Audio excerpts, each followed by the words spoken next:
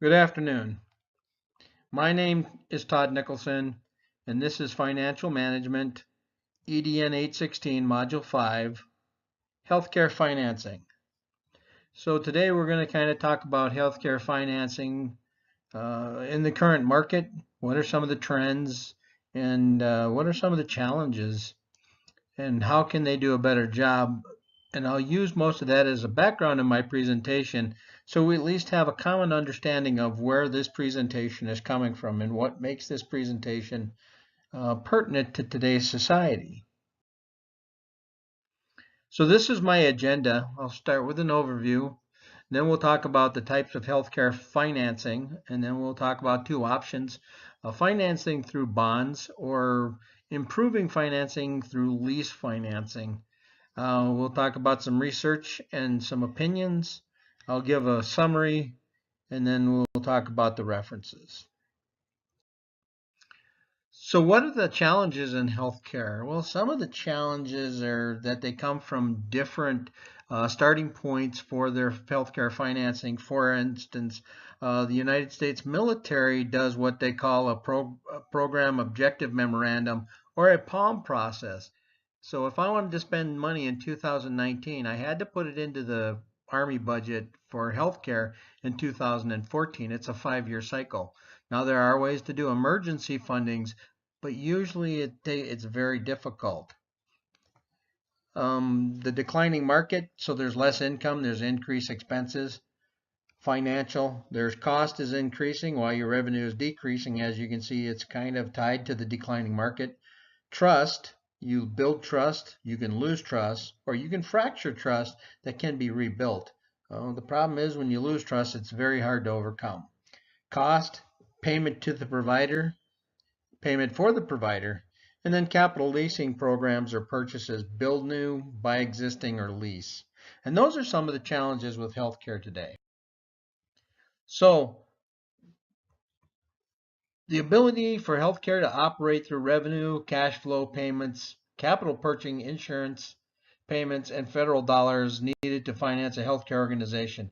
That is my definition of healthcare financing, and that comes from Zelman, McHugh, Glick, and Thomas 2014. And different people start differently. For instance, one organization in town starts with their net revenue size between 1 and 5%. Normally 4 to 5%, which starts their budget. Another organization gets a percentage or a cost per bed, what it takes to cover that bed, and then it's multiplied by the number of beds they have in the organization. So if the cost is $1,300 per bed and you have 66 beds, you can see the operating budget isn't too significant.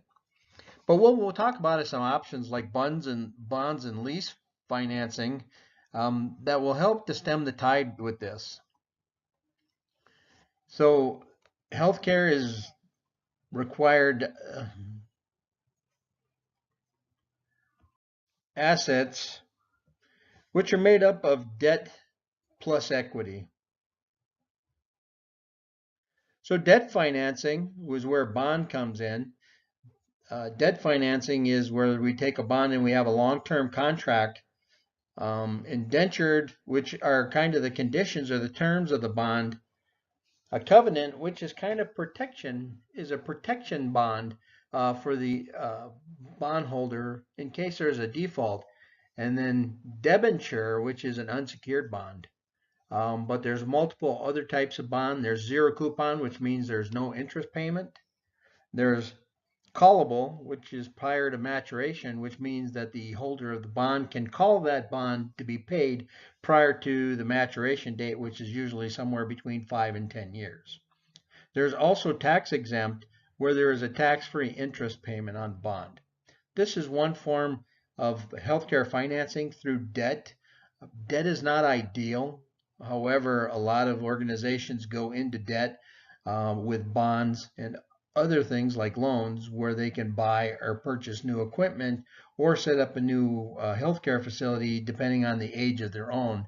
When a building gets to be 45, 50 years old, you want to start thinking about the type of infrastructure it has, what kind of purchases you need to make or infrastructure modifications you need to make sure that the building can sustain any new type of medical equipment or medical technology that comes into the organization.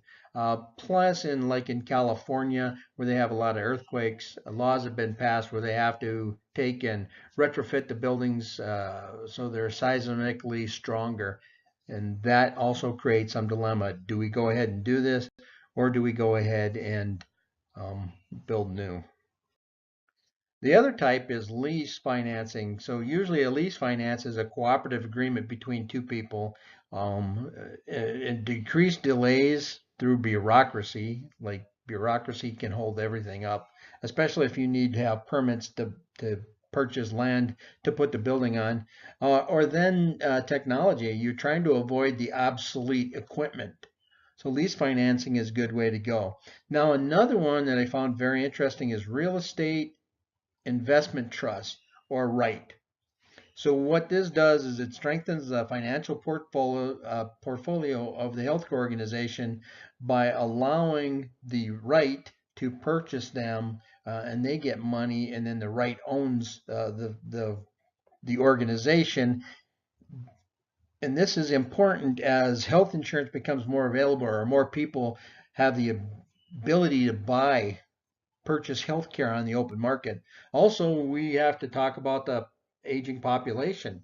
As the population ages, you're going to need some different types of healthcare, skilled nursing facility, assisted living facilities, mind care, skilled nursing, and things like that are going to help that structure, that financial group, when they purchase the portfolio, just focus on that level of healthcare, whether it's an acute care setting or a skilled nursing facility. They can focus ownership on the type of healthcare provider that they want.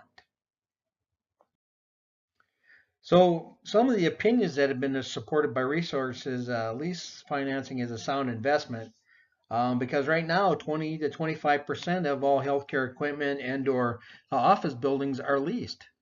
Some of the good things about lease sharing is it's cost shared. So you're renting, so somebody else has already put the cost in to buy the building or build the building.